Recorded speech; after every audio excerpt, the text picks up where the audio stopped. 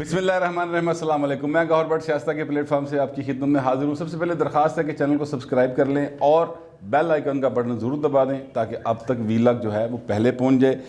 एक और गवाही आ गई है नवाज शरीफ साहब के हक़ में, और ये गवाही भी जज ने दी है। पहले दो जज जिसने सज़ा दी वो भी गवाही दे चुका है, उनकी यानी मज़लूम होने पर कह लें, ठीक है। और एक जज साहब हाई कोर्ट के थे, इस्लामाबाद हाई कोर्ट के, वो उन्होंने गवाही दी थी। अब एक जज साहब हो रहे हैं, उन्होंने भी एक गवाही दे दी है। ये सारा मामला क्या है इसमें मैं आपको बताता हूँ। और इसमें जो वो 5 आने वाला डाकिया ना, जो कोको कोला से चाय कब तक कैसे पहुँचा, वो भी मैं आपके सामने सारा उसका ज़िंदगी का कुछ हिस्सा जो है वो किस तरह इस सीट तक पहुँचे थे वो भी मैं आपके सामने रखता हूँ। लेकिन उससे पहले मुझे फैज़ अहमद फैज़ साहब की एक नज़म है 3 आवाज़ें, और उसमें जो आवाज़ें गैब है वो मुझे उसके कुछ अशार जो हैं वो मेरे सामने पड़े हैं, तो मैं समझता हूँ कि वो इस मौके पर मुझे याद आए तो मैंने सोचा आपके साथ शेयर कर लूँ।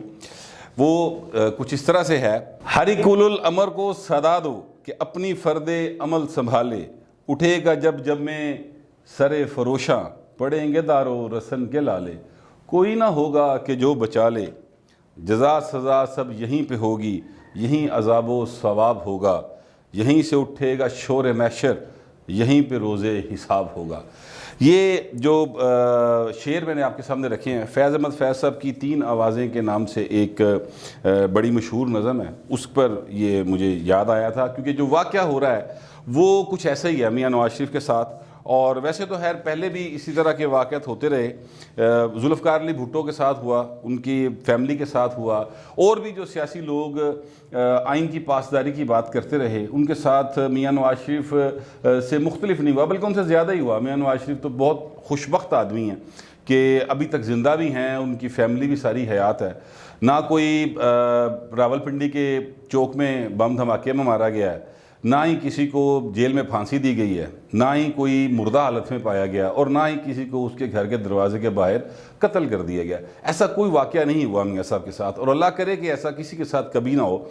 लेकिन पाकिस्तान की सियासी तारीख़ और अदालती तारीख़ जो है वो बड़ी ऐसी है जिस पर आप फ़ख्र नहीं कर सकते, जिस पर बतौर पाकिस्तानी आप ये नहीं कह सकते कि अदलिया ने कुछ ऐसे फ़ैसले किए हैं जिस पर आप फ़ख्र कर सकें।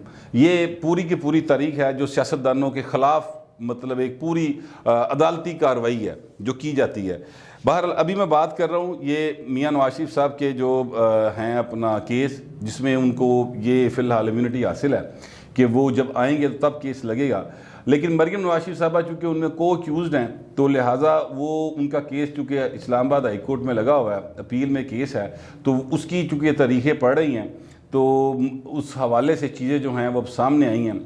एक जज हुआ करते थे जस्टिस साकिब निसार साहब, चीफ जस्टिस रहे, उनके बारे में ये बात दूसरे जज साहब हैं, यानी ये मियाँ नवाज शरीफ के केस में 2 जज साहबान ये बता चुके हैं। एक तो नासिर भट्ट साहब ने ये क्लेम किया था जो नवाज शरीफ के बहुत करीब हैं कि उनके पास वीडियो मौजूद है जिसमें जज अरशद मलिक ये बता रहा है नवाज शरीफ को कि किस तरह से साकिब निसार साहब ने उन पर प्रेशर डाला और फिर उनको सज़ा देना पड़ी। इसके अलावा भी और शख्सियत के नाम हैं, लेकिन चूँकि वो नासिर भट्ट साहब ने नाम नहीं बताए तो लिहाजा मैं भी नहीं ना दसदा भाजी, मैंने की लोड़ है। सर्दी आ रही है तो वैसे भी सर्दियाँ जो पुराने जख्म जड़े ना वो बड़ी ज़्यादा दर्द करते हैं, तो नवा मैं लेना कोई नहीं चाहता। दूसरी जो बात है वो ये है कि अब एक जज चीफ जस्टिस रहे हैं, चीफ जज कहा करते थे वैसे उनको, क्योंकि वो गिलगित बल्तिस्तान की सुप्रीम अपेलेट कोर्ट जो है उसके वो चीफ जज थे। तो वो सुप्रीम अपेलेट कोर्ट का वहाँ पर जो स्टेटस है वो चीफ जस्टिस यानी सुप्रीम कोर्ट का ही है एक्चुअली, ठीक है। तो उसके जस्टिस डॉक्टर राना मोहम्मद शमीम साहब ने ये फरमाया कि जनाब ये नवाज शरीफ को जब उनकी अपील थी और वो आके अपनी बेटी समेत मियाँ साहब जो हैं ज़ाहिर है वो पेश हो गए थे यहाँ पर, अरशद मलिक ने जब उन्हें सज़ा दी तो वो लंदन से आए मरीम नवाज शरीफ साहबा समेत, और यहाँ पर आकर उन्होंने गिरफ़्तारी दे दी। वो सारा वाक़या वो सारा मंजर किसी को भूला नहीं होगा, अभी 3-4 साल पुरानी बात है, हर किसी के जहन में वो सारे मनाजर जो हैं वो ताज़ा है। जिन्हों नहीं पता वो ज़रा यूट्यूब पर चला जाए तो देख लवे, वो सारे मनाजर सबके सामने हैं किस तरह मियाँ साहब अपनी बेटी समेत आए थे। अच्छा, अब मैं ये अर्ज़ करना चाहता हूँ कि ये जो राणा साहब हैं साबक चीफ जस्टिस जो हैं राणा मोहम्मद शमीम साहब, उन्होंने ये फरमाया कि जनाब एक, बल्कि फरमाया क्या, उन्होंने एक हलफनामा दिया, बयान हल्फी जमा करवाया उन्होंने, और उसमें उन्होंने कहा है कि जब सज़ा अपील हुई थी तो उन्होंने एक इस्लामाबाद हाई कोर्ट के जज जो कि उस अपील को सुन रहे थे उनको फ़ोन करके कहा, ये साकिब निसार साहब ने, कि जनाब आपने किसी सूरत 25 जुलाई से पहले, 25 जुलाई 2018 को इलेक्शन थे, उन्होंने कहा 25 जुलाई से पहले नवाज शरीफ और मरीम नवाज की ज़मानत ना हो, उन्होंने अपील जी ना लटका लटकू दे, ज़मानत ना हो। वो कहते हैं ये मेरे पास गिलगित बल्तिस्तान आए हुए थे, इनकी फैमिली के 27 अरकान थे जो वहाँ पर मेरे पास ठहरे हुए थे, और वहाँ पर ये बड़े परेशान थे, और परेशानी के आलम में इन्होंने जो है वो बार बार फ़ोन कर रहे थे, और फिर जब उनसे रब्ता हो गया मुतलका जज साहब से, तो वो उन्होंने फिर जब उन्हें कह दिया कि हाँ नहीं होगी, बेफिक्र हो जाए चीफ साहब, तो ये चीफ साहब ने कहा कि हूँ एक कप चाह दा मैनू होर पिया, और फिर ये मुतमिन हो गए।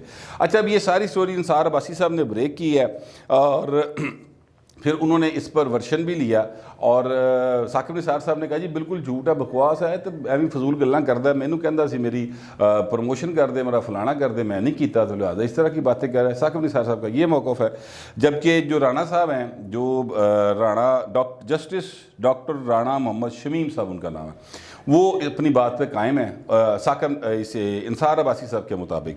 तो वो कहते हैं कि जी बिल्कुल ये वाक़या हुआ था।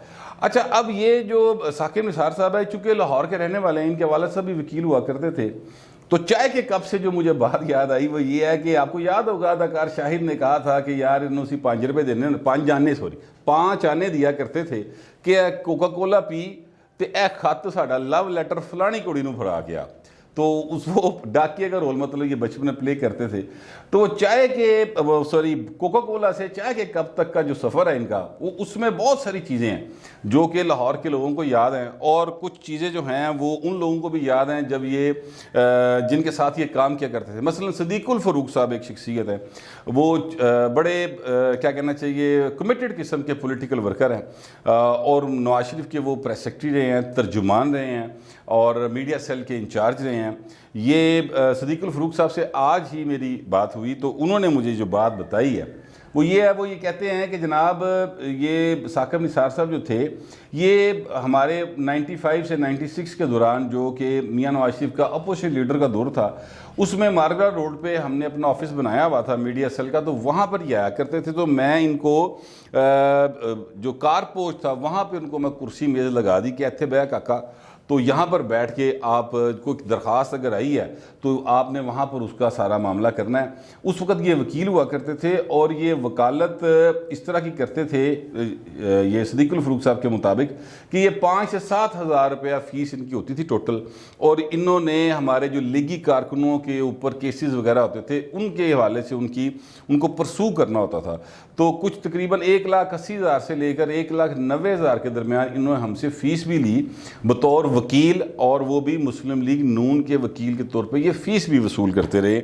और उन्होंने कहा ये हमारे पास इस चीज़ का रिकॉर्ड मौजूद है। फिर एक और वाक़या उन्होंने बताया कि ये सदीकुल फ़रूक साहब जो हैं मियां नवाज शरीफ के जो टन्योर था उसमें ये तैनात हुए थे ETPP के चेयरमैन। ETPP से मुराद है मतरूका वक्फ अमलाक के ये चेयरमैन थे।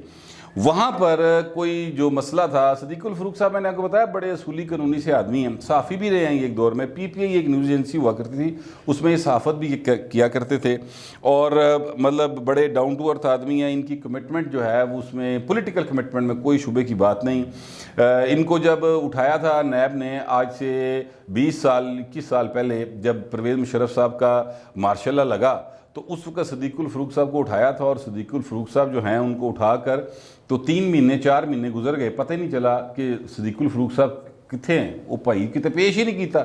तो फिर जब सुप्रीम कोर्ट में पिटिशन शायद आसमा जहांगीर ने शायद दायर की थी या पता नहीं किसने की थी, तो सुप्रीम कोर्ट ने पूछा कि वो बंदा कितने थाड़े को, उन्होंने कहा वो हम तो उसको डंप करके भूल गए भाजी लैने हैं। तो ये वाक़या हुआ था, बड़े उन्होंने खंगालिया खंगूलिया, क्योंकि सदीकुल फ़रूक साहब जो हैं वो हाउस बिल्डिंग फाइनेंस कॉर्पोरेशन के भी हेड रहे हैं, तो लिहाजा उसमें उन्होंने बड़ा खंगाला कि जनाब ये इसमें कोई करप्शन हुई होगी, इसमें कोई पैसे खाए होंगे, लेकिन वो ऐसी कोई चीज़ उन्हें नहीं मिली। तो सदीकुल फ़रूक साहब बताते हैं कि इन्होंने मुझे तलब किया था कटास राज मंदिर का जो केस था उसमें, और उसमें इन्होंने बड़ा एक किस्म का मिसबिहेव किया सदीकुल फ़रूक साहब के मुताबिक। ये वैसे साकिब निसार साहब जो है ना, ये मैंने आपको बताऊं, ये इसी तरह से बोलते थे जब मैंने आपको पहले बताया, ये जज घट थे पंचायती बहुत लगता था, यानी ऐसे लगते थे जैसे पंचायत ला के बैठे हैं किसी जगह के उत्ते, और इस तरह से वो केस की सुनवाई किया करते थे। एक केस में मुझे भी जाने का इत्तफाक हुआ था, तो वो बड़ी अजीब सी दास्तान है, चले वो फिर कभी पे रख देते हैं। वो केस भी एक सीनियर साफ़ी हुसैन नकी साहब से मुतल्लिक था, तो बहरहाल उसको फिर किसी पे रख देते हैं। ये जो वाक़या उन्होंने बताया, उन्होंने कहा जी इन्होंने मुझसे कहा कि तुम्हारी क्या क्वालिफिकेशन है, तुम्हें क्यों लगा दिया, तू तो प्रेस सेक्रेटरी नहीं होता। तो इन्होंने सदीकुल फ़रूक साहब कहते हैं कि मैंने उनसे कहा कि मैंने उन्हें ही लाया जिन्हें तानू लाया सी। ठीक है, अच्छा ये बात क्या है, इसको ज़रा थोड़ा सा देर के लिए साइड पे कर दें, मैं आपको तफसील बाद में बताता हूँ। और उन्होंने कहा कि चूँकि आपको ठीक लगाया तो मैं समझता हूँ फिर उन्होंने मुझे भी ठीक लगाया। और साथ ही साथ उन्होंने कहा कि आपको याद नहीं है कि आप मेरे पास आया करते थे और मैं आपको वहाँ पे बिठा के चाय पे लाया करता था, और आप कई साल आते रहे हमारे लीग हाउस के ऑफिस। तो ये जो मामला है ना, ये इस तरह से रहा इनका। अब वो जो मैंने आपसे कहा था एक साइड पे रख दें, वो मामला ये है कि नवाज शरीफ साहब को सज़ा हुई, और उनको सज़ा करवाने में सदीकुल फ़रूक साहब के ख़िलाफ़ 2 जज साहबान एक दुनिया से चले गए हैं, जज अरशद मलिक साहब एक दुनिया में मौजूद हैं, अल्लाह ताला उनको सेहत ज़िंदगी दे। जस्टिस डॉक्टर राणा मोहम्मद शमीम जिन्होंने अपना हल्फनामा दिया, तो वो कहते हैं कि इन्होंने सज़ा दिलवाने में और उनको सारा करने में अपना किरदार अदा किया। आपको सुन के हैरत होगी कि यही जस्टिस साकिब निसार साहब जो हैं, ये नवाज शरीफ के वकील रहे हैं। किस तरह से वकील रहे हैं, ये 92 में नवाज शरीफ की जो पहला दौरे हुकूमत था उसको सदर इसाक साहब ने 58(2)B के तहत उस हुकूमत को बरतरफ कर दिया था। उसमें के ख़िलाफ़ अपील थी, और अपील जो है वो कर रहे थे उसमें नवाज शरीफ की वकालत खालिद अनवर साहब, एडवोकेट, बड़े सीनियर एडवोकेट, उनको ये असिस्ट किया करते थे, यानी उनके ये एसोसिएट थे, फाइल चुप के फड़ानी, केस तैयार करके देना, ये सारा काम जो है जस्टिस साकिब निसार साहब किया करते थे। तो ये रिकॉर्ड की बातें है। उसके बाद फिर ये नून लीग के बाकायदा वकील हो गए, यानी उनके केस कुछ लड़ा करते थे लीगी कारकुनों के। फिर उसके बाद का वक्त आ जाता है, तो फिर उसके बाद ये है कि इनको लॉ सेक्रेटरी के तौर पर तैनात किया था मियाँ मोहम्मद नवाज शरीफ ने खालिद अनवर की सिफारिश पर, जो एडवोकेट थे, क्योंकि ये उनके एसोसिएट थे। फिर एडहाक जज भी मियाँ मोहम्मद नवाज शरीफ साहब ने लगाया था 97 वाले दौर में, ठीक है। और फिर ये वहाँ से एडहाक जज लाहौर हाई कोर्ट के लगे। उस वक्त 8 टोटल जज जो हैं वो नवाज शरीफ ने तैनात किए थे, नवाज शरीफ की गवर्नमेंट में हुए थे। ये इसलिए मैं कह रहा हूँ नवाज शरीफ ने किए थे क्योंकि तब तरीक़ेकार बिल्कुल डिफरेंट था। तब गवर्नमेंट की रिकमेंडेशन के ऊपर ही ये सारे काम होते थे, और फिर वो छोटी मोटी कार्रवाई होती थी, लेकिन बाकी सारे काम जो हैं वो गवर्नमेंट की जो चाहती थी वैसे ही जजेस जो हैं वो अपॉइंट हो जाते थे। ये तब की बात ऐसी हुआ करता था। अच्छा, अब नवाज शरीफ साहब ने उस दौर में जिन जजों को तैनात किया था, या उनके कहने पर किया गया था कि उनके दौरे हुकूमत में किया गया था, तो वो उसमें एक जस्टिस आसिफ सईद खोसा साहब भी थे, जस्टिस मियाँ साकिब निसार साहब भी थे, और जस्टिस ख्वाजा मोहम्मद शरीफ साहब भी थे। और इसके अलावा 8 जजेस थे, लेकिन वो चूँकि इतने मरूफ नहीं हुए, तो इसलिए, या उनका इतना पॉलिटिकल रोल नहीं रहा, पॉलिटिकल केसेस में इतना रोल नहीं रहा, इसलिए मैं उस पर बात नहीं कर रहा, उनका नाम नहीं ले रहा। ये 3 मौजूद जज साहबान जो थे, इनमें से सिर्फ जस्टिस मोहम्मद ख्वाजा शरीफ साहब जो हैं, उन्होंने नवाज शरीफ ने कोई डंग नहीं मारे। अल्लाह ताला उनको गरीक़े रहमत करे, वो दुनिया से चले गए, कुछ दिन पहले उनका इंतकाल हुआ। मैं उनसे कई बार मिला हूँ, बड़े एक अच्छे आदमी थे, ठीक है। और ये 2 जो जज साहबान थे, जस्टिस आसिफ सईद खोसा साहब और जस्टिस मियाँ साकिब निसार साहब। जस्टिस आसिफ सईद खोसा साहब तो वो उस बेंच का पनामा में से कामा जिन्होंने निकाला था ना, उस बेंच को शायद वो हेड कर रहे थे। तो उन्होंने वो लिखा था ना, वो डॉन और माफिया और इस तरह के अल्फाज, जो इटालियन माफिया और ये वो सारा कुछ, वो उन्होंने, वो कहते हैं कि वो लिखा था, उनकी तहरीर में था। तो उन्होंने जो किया वो भी आपके सामने है। और फिर ये मियाँ साकिब निसार साहब के ख़िलाफ़ तो एक जज अरशद मलिक साहब गवाही दे चुके हैं कि जनाब ये भाई ने मेरे पे प्रेशर पाया, मियाँ साकिब निसार ने, और मुझे कहा कि उसको सज़ा देनी है। और मैं उन्हें कहता रहा, ये नासिर भट्ट साहब की वीडियो में मौजूद है, कि जनाब मैं उन्हें कहता रहा कि सर मैं कितों दवा, है ही कुछ नहीं केस, लेकिन उन्होंने कहा नहीं तू देनी है, बस तू सज़ा देनी। तो वो कहते हैं जी मुझे मजबूरन सज़ा देनी पड़ी। लेकिन इसके अलावा भी वो बताते हैं कि मेरे पास एक वीडियो थी जो उनके पास अब उनके कौन है वो मैं तुहानूं दस्सिया ना, मेरा नहीं कोई हौसला ठंड दे मार खान दा, तो वो उन्होंने मुझे वीडियो दिखाई तो फिर मैं मजबूर हो गया। अच्छा, अब फिर दूसरी जो है वो जस्टिस डॉक्टर राणा मोहम्मद शमीम साहब ने गवाही दी है।